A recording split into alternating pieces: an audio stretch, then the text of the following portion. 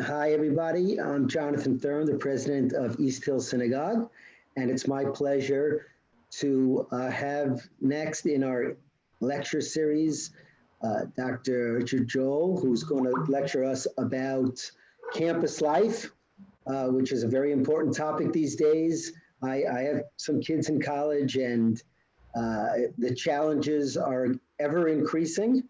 And especially this past year, year and a half, it's just been even more challenging. It's just been unbelievable.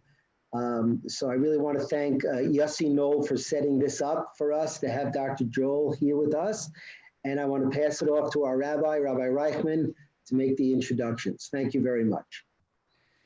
Thank you, Dr. Thurm, and thank you to the Knoll family and the Nemetsky family and Paul Hilbert for all the technical support. This week's Parsha, Parshat Shmini, discusses the dedication of the Mishkan. When we think of the Mishkan, we think of God's sanctuary. The Torah tells us, V'asu li mikdash, they are to make for me a sanctuary, V'shachanti betocham, and I will reside in their midst. That is, Jews, we believe there are holy structures, but even more so, there are holy people.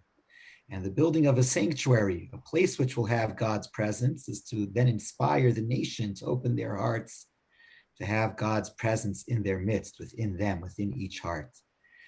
Richard Joel, a university professor at Yeshiva University, former president, international president of Hillel, and president of Yeshiva University, has dedicated his life to building both of those sanctuaries, building mishkanot, building sanctuaries, shuls, buildings, yeshivos, and building individuals, building people to be dedicated to the Jewish nation and to the Jewish future. And so it's really a pleasure to have you in our midst and to learn from you tonight. So without further ado, Richard Joel. Well, thank you, Rabbi Reichman, and Kvod Rav. I'm sure you all know, but among the many things that Rabbi Reichman has done, in addition to his scholarship and his leading the community, is he was my partner in rebuilding the JSS program at Yeshiva and creating a vibrant Mechina program that bears even now his ineffable stamp. So it's always an honor to be with him. The year has been, in fact, very interesting. I feel like I'm in class right now because this is exactly what class looks like. I have two classes, two undergraduate classes of 25 students each, so they fit exactly on the screen. And although two-dimensional is nothing like three-dimensional, somehow, since they're all close to me and I can see their names and their faces, we achieve some degree of warmth. Of course, in class, I don't allow them to black out their, to turn off their video. So I have to be able to watch them as they are shopping on Amazon while I'm lecturing. But thank God it's worked out. I'm not a huge fan of technology, but I have to say that this is clearly why Al Gore invented the internet. It's really worked very well, and I can't wait, frankly, to get back to a campus and to be able to not just be virtually with them, but really with them. So I'm happy to share some thoughts with you, and I hope it could provoke a little bit of conversation. I hope it's informative. The story is told, actually a true story, of a university president who had just given a speech, and a supporter approached the president and said, "Gee, I really loved your remarks. You should publish them." The president replied, "There are many people more scholarly than I. Perhaps my remarks will be published posthumously." "Wonderful," said the supporter. "I hope that happens soon." Those kind of comments were always very nice during my tenure. I've spent over 40 years. This is really scary. I spent over 40 years working in higher education. And before that, I spent 19 years beginning my education. As with most of us, education is our lifelong home. The university can be a wonderful institution. It can provoke thought and research, invention, community, ideas and ideals, life and career preparation. From a Jewish perspective, we've just finished Magid, the whole process of what education is, indeed from an experiential basis as well.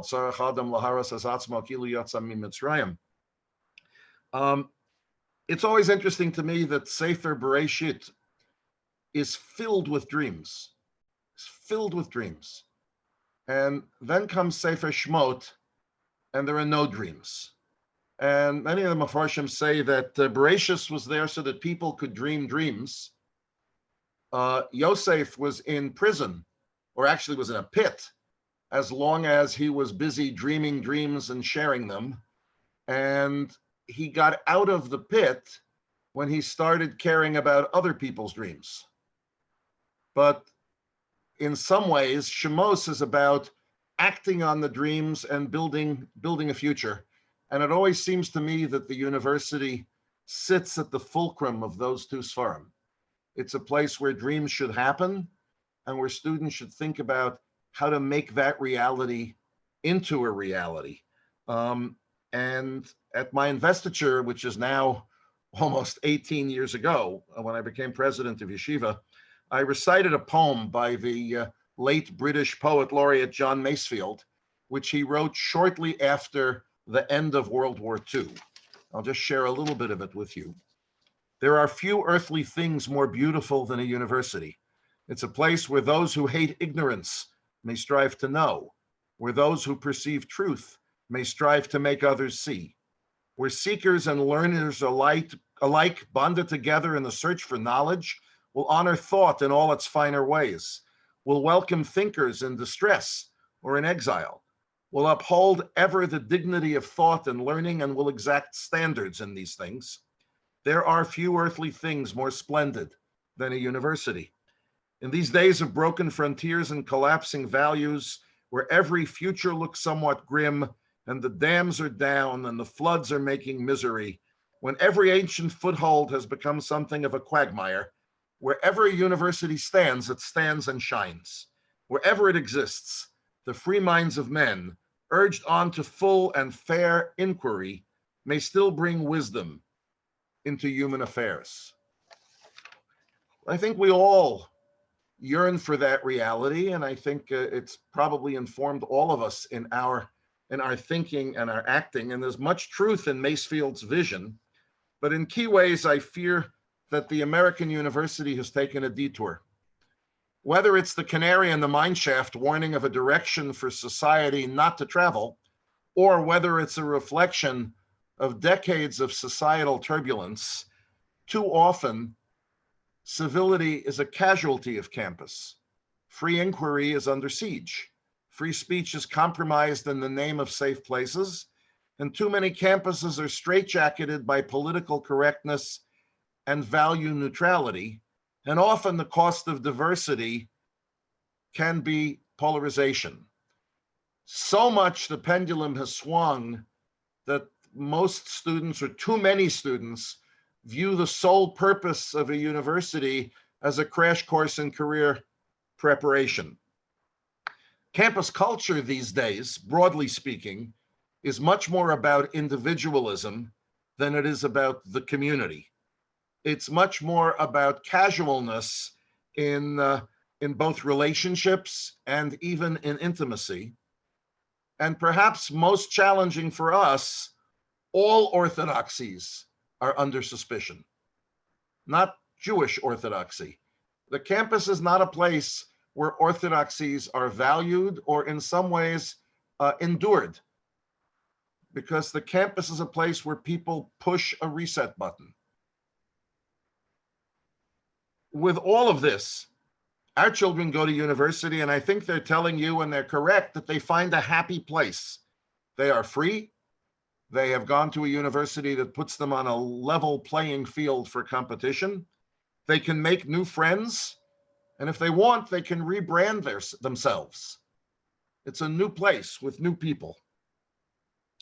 They pursue opportunities, they gather knowledge.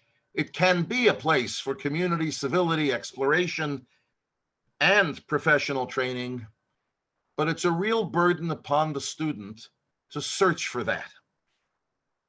Our children have grown up in a mass society with the social media revolution and the virtual community of the cell phone in some ways preparing us for what this last year has done to us, but in other ways having hurt us in ways we don't even realize. The closeness that we have through being able to pick up the cell phone and talk to anyone around the world also has peculiarly created an environment of anonymity and disconnectedness. Even our language is different. When I grew up, you spelled the word you with a Y, right? Adjectives were used. We could hug, and none of that happens virtually. COVID has attenuated that issue. People are not happy. I mean, last semester I taught a 2.5-hour lecture on Zoom. Right? I didn't care that it almost killed me, but I think it could be absolutely deadly to our children. I mean, an hour is about all you can do. And our kids have been great at adapting to it, and thank God. I mean, I know at Yeshiva University, they did a really first-class job of almost seamlessly going over to a virtual situation where students learn. But if you talk to them, they're getting a tiny fraction of what the university experience is supposed to be. And yet I'm hopeful about this generation. The young people I see want more than just license or success or acquisitiveness. Young people want a footprint. They want to cast a shadow, but they want the shadow to be a colorful shadow. They want to matter, and they want to find meaning. The big question is, how do they find that meaning? And what can we do to accompany their information education with a wisdom education? In his great work, The Road to Character, one of my favorite contemporary philosophers, David Brooks, had written a piece which he confesses was informed by Rav Soloveitchik's The Lonely Man of Fate. And Brooks speaks about two kinds of virtues that people have. He calls them the resume virtues and the eulogy virtues. And he says the resume virtues are as they sound. They are what would be on your resume. They are where you're educated, what jobs you have, what achievements you've had, what prizes you've won, what papers you've published. And those are resume virtues. He says the eulogy virtues are what you hope people say about you at your funeral. They're not going to talk about how much money you've made. They're not going to talk about the papers you've published. They're not going to talk about which Ivy League school you graduated from. They're going to talk about who you were as a person, about your kindness, about your character, about your decency. And Brooks says, as the Rav basically led him to, there are these two aspects of each of us that in some ways try to figure out how to live in a happy peace with each other. Brooks' main point and his main societal criticism is that we all know that eulogy virtues are more important, but the vast majority of our education is focused on developing resume virtues. And where do you get the eulogy virtues from? So the late philosopher David Foster Wallace told the story of two young fish swimming along in the sea. And as they're swimming along, an older fish swims towards them. And as he comes to them, he turns to them and says, "Good morning, boys. How's the water?" He keeps going and they keep going. After a few seconds, one of the young fish turns to the other and says, "What the heck is water?" The point being that we have no conscious awareness of the sea that we're swimming in. We have no realization of how our environment influences us and maybe defines us, right? What the heck is water? If you're in the midst of it, you don't know that you're in it. And that can be a huge challenge on campus. Now, let's speak as Jews. For our children on campus, and I'll be, I guess, a little controversial, the problem with campus is not that the Palestinian protests and activism make life impossible. I must tell you that largely that's not the case, and most Jews on campus have very rarely experienced an act of personal anti-Semitism. It happens, it's there, the Palestinian advocacy is there, but students by and large don't have to confront it, and by and large they don't. I would tell you that the problem for our children is that the culture of campus is loving us to death. 85% of Jews go to college, and 80% of them live on about 100 campuses. Hillel and Chabad tend to be presences on precisely those campuses, but I must tell you that none of our children attend Hillel University. They go to a profoundly secular campus that hopefully has a great Jewish life center. But the water that they imbibe doesn't have an OU, and the sea that they swim in is not our Shabbos table. Also, bear in mind that the Orthodox community, by and large, comprises no more than 10% of the Jews on campus. And for us, the assimilation of campus is strong, because everything that our children represent is counter-cultural on campus, and the lure of different ways are strong. And I would tell you that so many of our children go to campus Orthodox, and most of them leave campus Orthodox. Studies show that at least 25% do not. But I will tell you that there's some percentage of graduates of Yeshiva University who also leave campus, not what we would call frum. It's also clear that secular campus is very challenging if you want to grow seriously in your learning or your frumkeit. Now, I'm no longer, my job is no longer to push young people to attend Yeshiva University, although I never felt it was my job. But I would be betraying my heritage if I didn't tell you that I think the lachatchila place, the a priori place for most serious Orthodox young people is to attend Yeshiva University. I wouldn't say it if all the classes were virtual and were on Zoom, because the key thing about yeshiva is the community. It's the Chevreshaft. It's who you meet. It's the friends you meet who will be your defining friends throughout life. But everyone's not going to go there. And by the way, everybody shouldn't go there. Yeshiva is not for every observant Jew. So thank God there are several, and you have to know which, superb Hillels and Chabads that can provoke Jewish community and Jewish substance. The OU spends a lot of money on key campuses, placing educators that work with students through Hillel. And those students need to be part of a strong defining community on campus. But I'm going to stress to you again, nobody goes to Hillel U. They're at Penn or Binghamton, Rutgers or Maryland, and that's the culture that dominates. That's the sea in which it swims. It's not a bad sea, it's just a different sea. I remember at a certain point a couple of years ago, while I was still president at YU, I had reason to meet with the president of Penn. And as I was on the campus, I walked down Locust Walk, which is the main pedestrian street in the campus. And on my left was the Wharton School, and on the right, there was a wonderful athletic center, and there was wonderful trees and grass. And I kind of had this terrible sense of Locust Walk and the pedestrian mall on 185th Street. And if you were going to choose where you wanted to spend your time, would it be Locust Walk or the pedestrian mall on West 185th Street?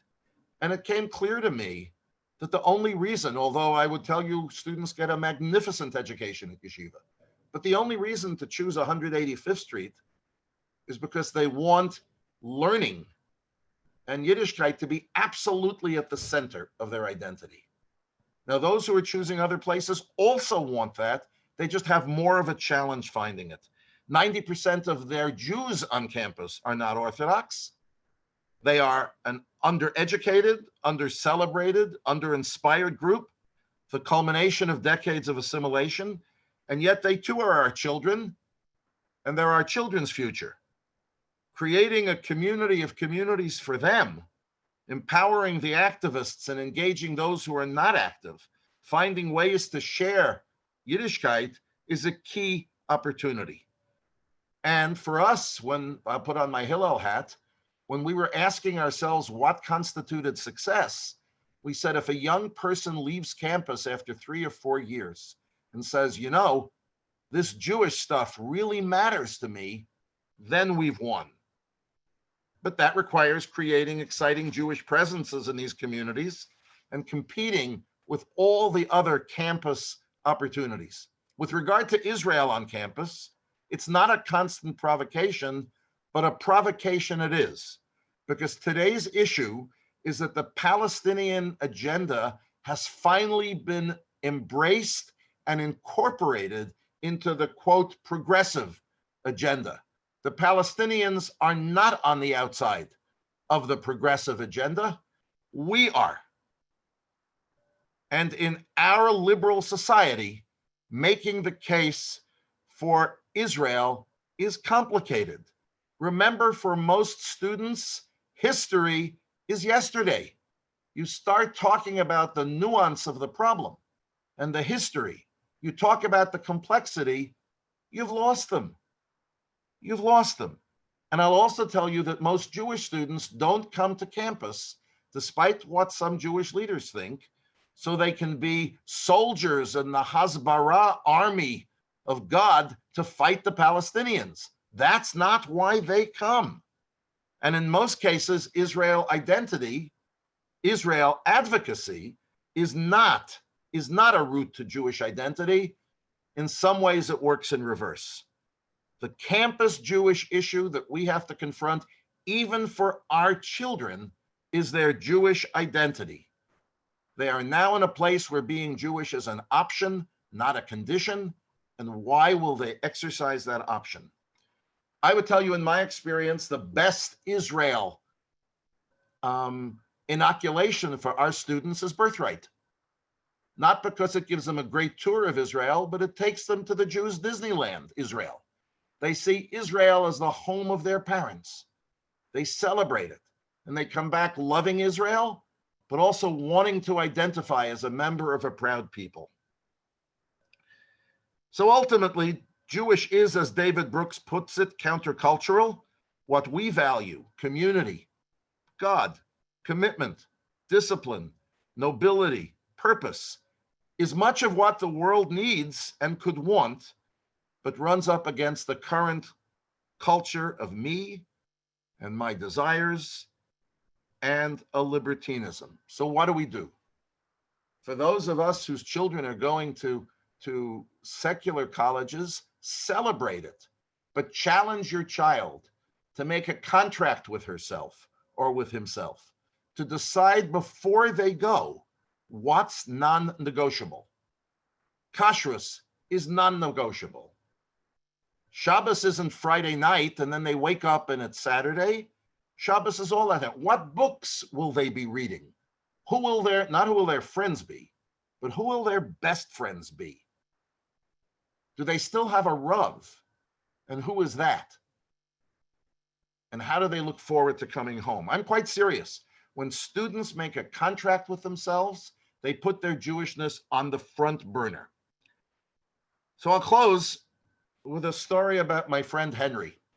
Henry was busy at work. He finished his day's work, packed his belongings into his briefcase, went down to the garage, got into his car, started driving, and got onto the highway.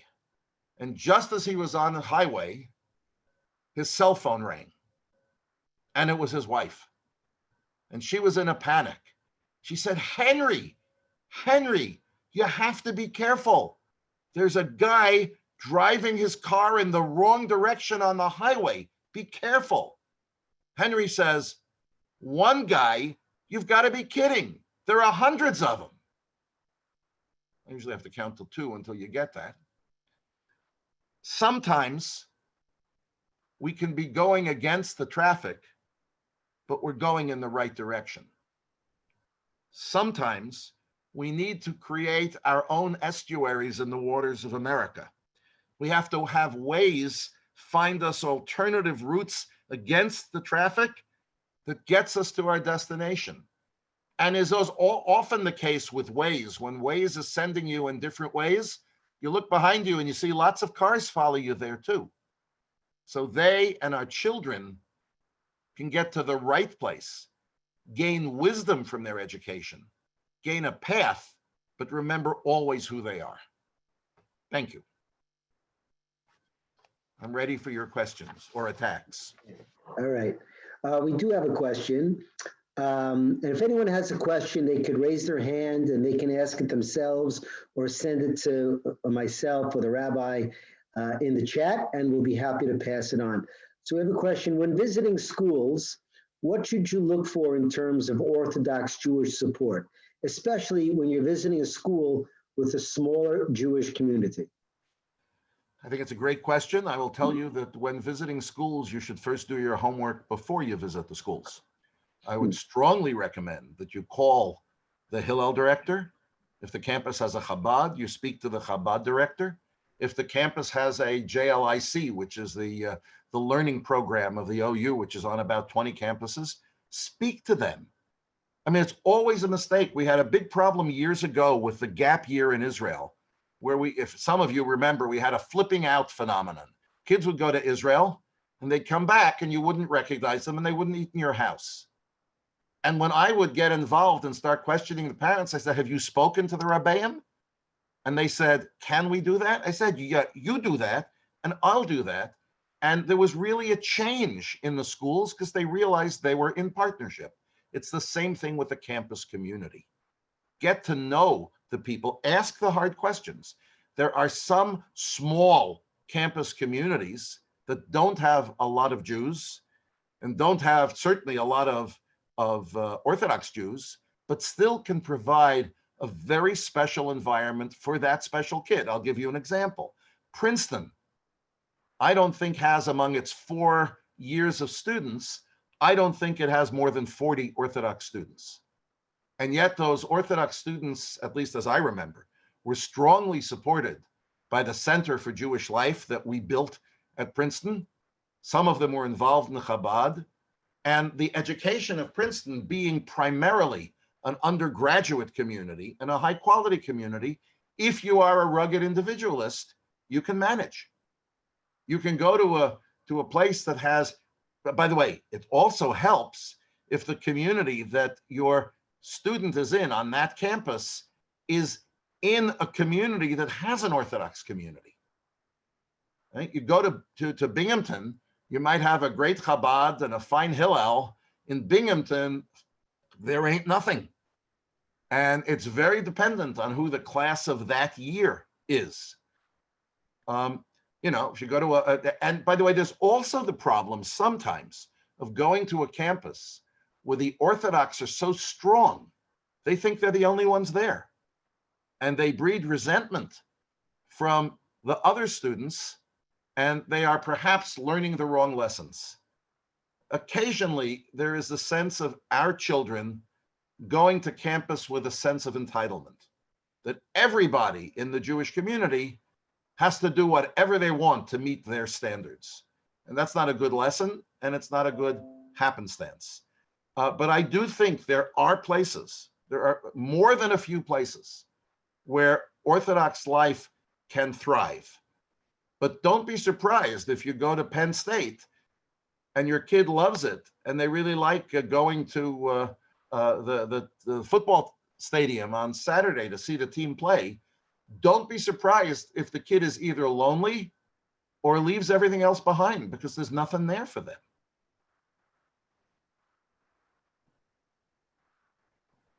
You can unmute and talk to me, by the way, and argue with me and tell me how wrong I am. Yossi, unmute yourself. Unmute yourself. You're still muted.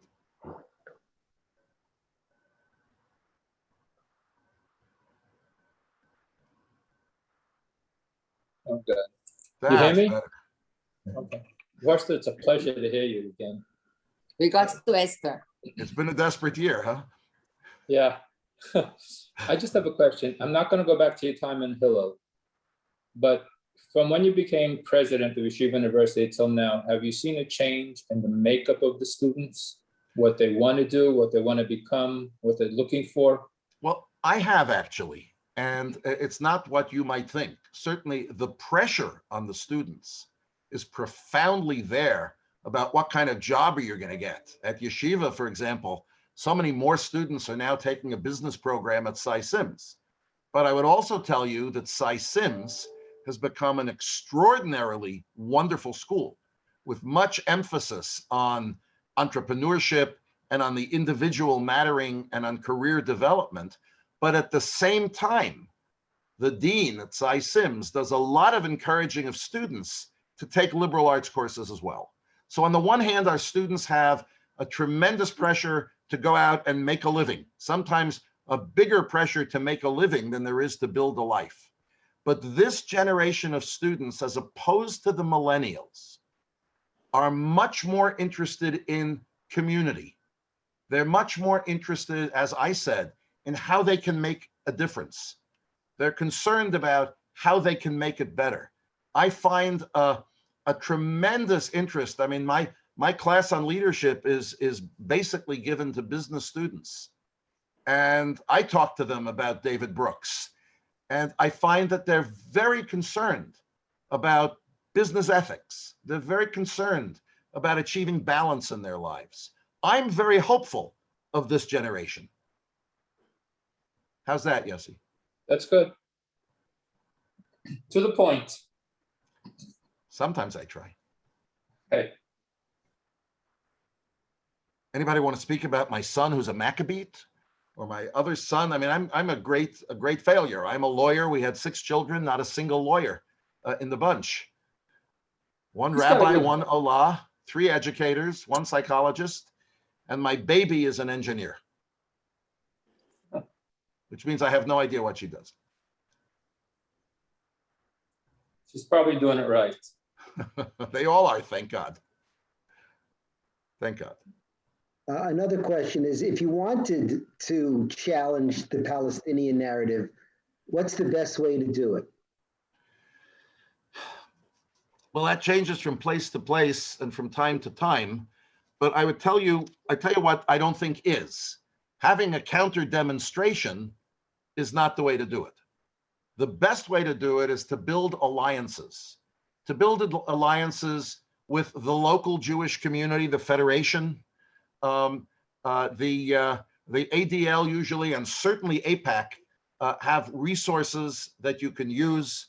I would tell you that AIPAC is interesting because AIPAC focuses its campus work on campuses that can deliver a vote for a pro-Israel representative. They're very active in Michigan State, for example. But I would also say the kind of advocacy that I think is most effective is both the written word, by having articles placed in the newspaper, by having a learn-in, not going up directly against the Palestinians who want to have their apartheid wall, but doing things that play to our own strengths. And slogans won't win. We've never won with slogans. When I was at Hillel, we used the slogan not to combat the Palestinians, but to deal with the divisions among the Jewish students of the right and the left. And we held up signs that said, wherever we stand with Israel. And look, the advocacy is hard. No one's interested in having a huge education. Right? I always found most effective, and I think it's still true, to say, boy, we really want to live in peace with our Arab neighbors. It'd be wonderful if we could have peace with the Palestinians. Just tell us who to talk to. Just tell us who to talk to and we'll talk to them. But there's no one to talk to. And that's a problem. Someone asked, how can high schools and shuls best prepare their kids to be advocates? Well, I think they have to work with their partners, you. If you know, I used to say to assimilated parents who were worried about what would happen at campus, I said, if the only role you have in the Jewish education of your kids is you drive them in carpool, don't be surprised when they grow up wanting to be a driver and not a Jew. Right? I think children look to their parents. If their parents are involved with APEC, if their parents discuss at the Shabbos table issues, not with invective, but with reason, right? Then the children will look for that kind of support and training. There are many programs that try to send advocates to high schools to help engage in training. I know for a while, I don't know if they do it now, there were groups at yeshiva who we would organize and train, and they would go to high schools that invited them in on the theory that high school students would look up to college students. By the way, we also tried to send delegations of our students at yeshiva to other campuses, to Hillels, and they were largely resented by the activists on those campuses, saying they can take care of it. But I also want to say, I guess I should say, since I teach at Sims, that an educated consumer is our best customer. If in high school they're learning Jewish history, they're learning, most of my students aren't aware that the West Bank was occupied by Jordan from 48 to 67, and that there was never a Palestinian state there. And that's not meant to put down the Palestinians. They live there, they might well have some rights there. But even that very basis, our kids don't know. So I think more and more high schools are trying to have a curriculum of Jewish education, right, that is strong and real. But let's be real. Israel advocacy is not black and white. It's not the white shirts against the black shirts. There are issues there. And we need to be equipped to know why we in fact have every right to have our own state. That we spell peace, P-E-A-C-E, not P-I-E-C-E. But the grounding of an education is necessary for that.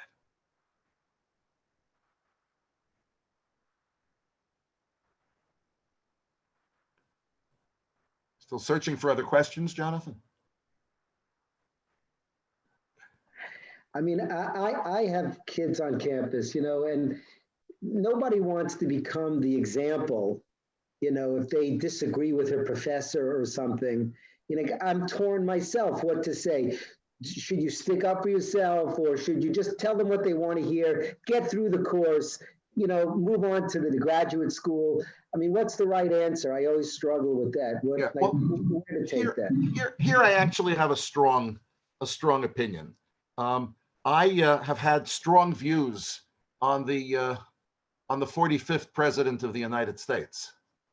And I used and I'm talking about leadership in my class, and I'm using every strength I have not to divulge my biases in class, because I don't think I have that right. When I served as president, I was very strong. Now, it wasn't the issue of professors saying anti-Semitic things or anti-Israel things, but I didn't think the classroom is their soapbox for their own political point of view. On campus, when faculty members are identified having anti-Israel views and acting on those anti-Israel views on campus, I think the students should speak out.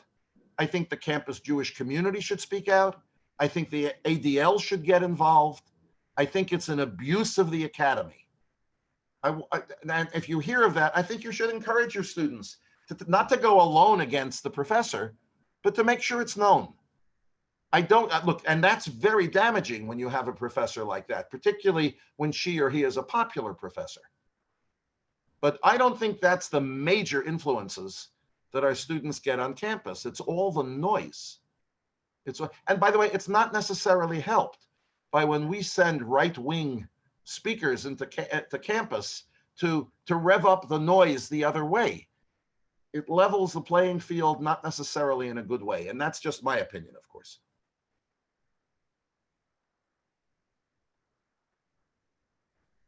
Anybody else have any other questions they would like to ask?